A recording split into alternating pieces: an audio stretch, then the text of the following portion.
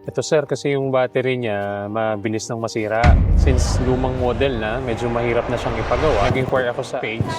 Sabi nila, kaya daw gawin. So, from the Middle East, inuwi ko siya dito. Wow. At ito, gagawin dito sa Lipa. Galing pa kayong Middle East, sir? Yes, Tapos sa Middle East, sir? sa Saudi. Saudi? Sir, ba't din niyo po ako pinagdalang camel? Pangalagaan. Pagkakalaki naman, oh. Sikip sa bagahe. Ano nakatagal sa inyo itong, sir, iPad na to? Ano ito, kung susumahin, 8 years na siya. 8 years na sa inyo. So, mabilis na nga maloob. Mabilis na. Kailangan ng palitan talaga. Kaya kayo nag-decide today na pumunta dito sa aming store para papalitan ng battery. Oo, at hindi lang ito, may 3 gadgets pa na papalitan. May iPhone 12 Pro Max, 13 Pro Max, at saka iPhone X. Puro sira na eh. Kailangan palitan ng quality, syempre. Sige, share na natin tong iPad mo in a few minutes para bago na uli yung battery. Okay, thank you.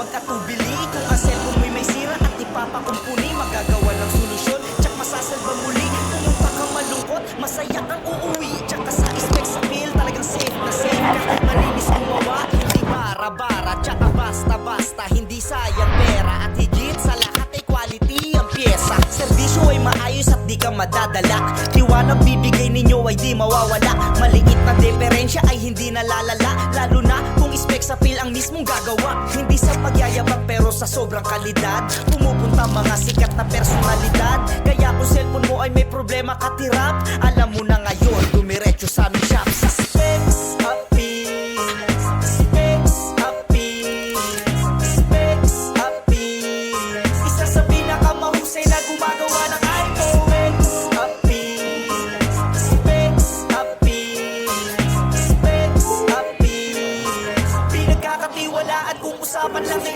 iPhone.